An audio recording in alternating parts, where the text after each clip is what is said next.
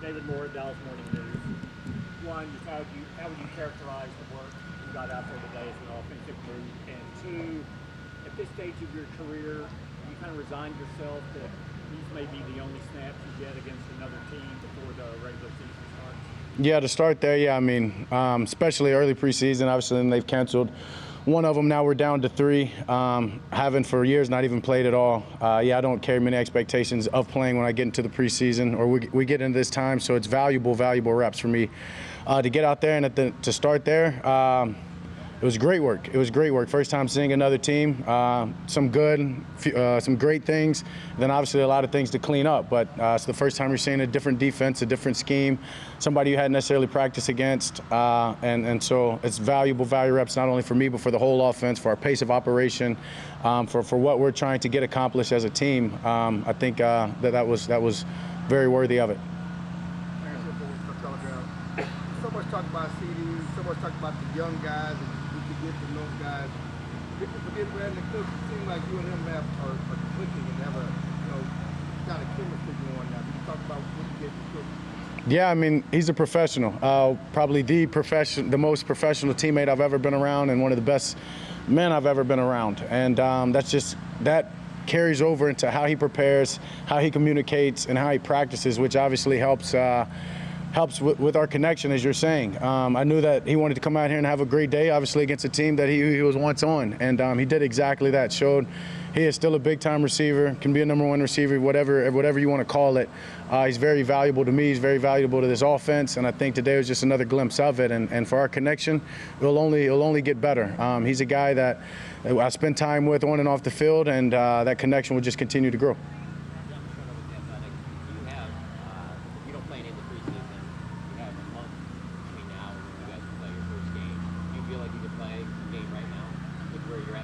Yeah, for sure. I mean, played going into year 9. I mean, I've had a lot of experience, and I think all of that carries into my confidence to say that I could play a game right now. I mean, part of me, I wish that was a game. I wish it was, putting the ball down. Those third and fourth downs are real. You have to see the defense come on, see the whole chess match of the back and forth to get in that feel and get in that rhythm. But the team will get that. The team will get everything that we need in these preseasons to make sure that we're ready to roll when it's time to roll. But me personally, yeah, I'm ready to play and get after it. Watching Kendricks today against the Rams offense, it looks like he's flying around and making quick plays. Just going against him all camp.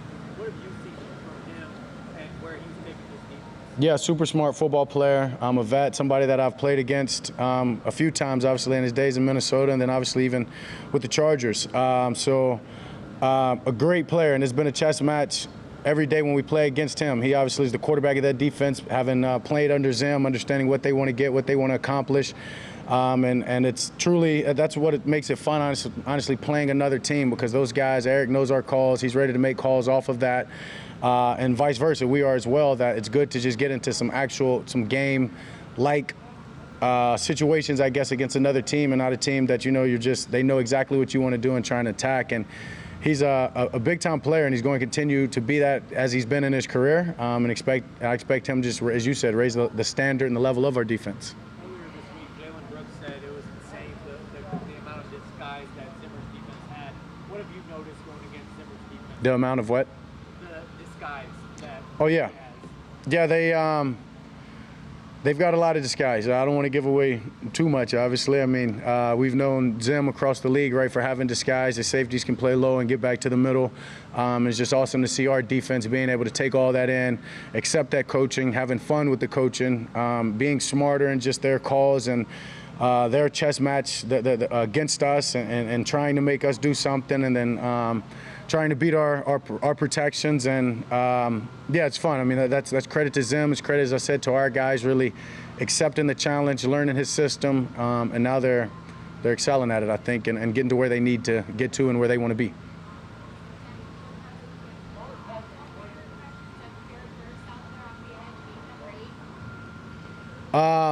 He talks, which I like.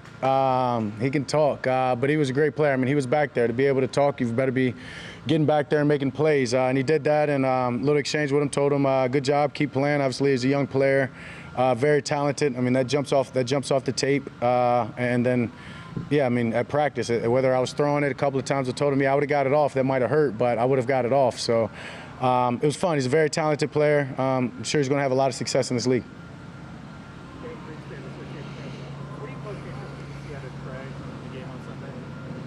Just to play a game in this offense, really. Obviously, having years in other offenses and people, you know, being able to create an opinion of that, I'm excited just to see what he's learned and what he's taken in over this year and get into some real live action. I mean, he hasn't taken a snap in over a year, so I know he's excited for that. And looking forward for him to go out there and play his best ball. And know that he's improved so much just from his time when he showed up with us back in last fall to where he is now.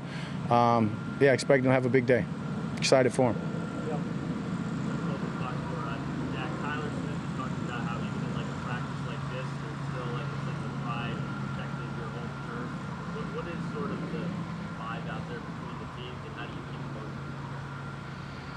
Yeah, it's first time practicing against somebody else. It's not game. It's not exactly a game, so you're not going to get the 15 yards if you any extracurricular after the play. So, you know, guys are going to take advantage of that. And as we said, you know, talking about verse, but just other guys, even guys on our side, like to talk. And then after so many plays and you get into different drills, emotions and tensions are going to be high. I mean, I welcome it. I obviously just don't welcome any punches being thrown for both sides. And just want everybody to be safe. But that's the game of football, man. We've used a lot of our passion and excitement to get to this level and to be where we are, and it'd be crazy and silly to think that guys are just going to drop that off because they're professionals now. So, I mean, that's the way a lot of guys have gotten here. So I encourage it. It makes the game fun. It makes the game better. But at the end of the day, stop when it gets too much.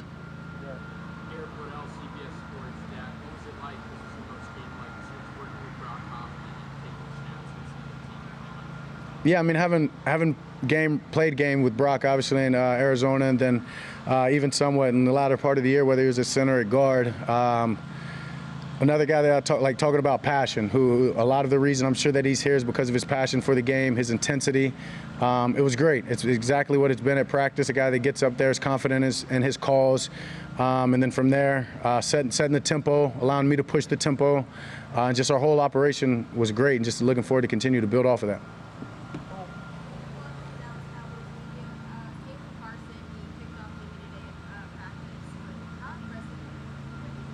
One more time, picked off. Seatbelt Carson? Yeah. There you go. I only know him as Seatbelt Carson. Yeah, no, I've been impressed. Yeah, he's a guy that's aggressive. Obviously, he's being coached the right way. We've got some older guys to learn from in that room who do it exactly that way, who are aggressive, who make plays, who know when to take those shots and get those big-time plays. And I'm not surprised. I'm looking forward to watching that tape and watching, as you said, Carson and some of those other guys who have been doing well against us, seeing how that transitioned into these guys and even come the game on Sunday. Are you better? You feel you're better than you were last year? For sure. How does that manifest? How are you better? Where are you better? Everywhere.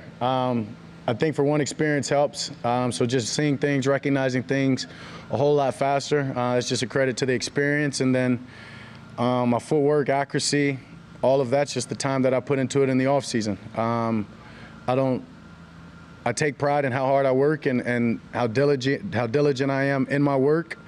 And I expect to make those plays. I expect to get better. That's where the frustration and all that come from when we don't win or I don't play well. Is my expectations are to get out of the work that I put in.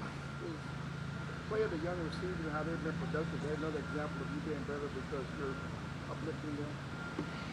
Sure, and I think that's that's credit to McCarthy and this offense as well. These guys understanding where we expect them to be, where I need them to be if they expect the ball, being tied to my footwork, and those guys accepting the challenge and saying, hey, I don't care if I'm young or not, I can make a play and watch this. And they've been doing that, and it's been very, very impressive. And as I said, obviously when you don't have your big-time guy in CD, some of these guys that we're going to have to count on need to step up and show that they can make these plays, and they have. And I can tell you now it's going to be tough when we have to trim down the numbers because we have some really good guys. Yeah, it seems like a lot of times the noise around you about your play, expectations, your money, whatever, comes in waves. little high. What's your process of channeling that noise and staying focused? I couldn't tell you when it's high or low, to be honest with you. It's all the same. It's all noise. It's something that I think, being a quarterback of this team, I've become callous to. So I've said it over and over. I'm just present where my feet are, and I control what I can control. And the noise is going to happen, whether it's good, whether it's bad, whether it's about the contract, whether it's about my play. I can't stop that. I mean, you guys get paid pretty well to write headlines and to do your job, and respectively so, but I can't allow that to affect how I get paid in my job. You don't get paid well? A couple of y'all need to start holding out too then.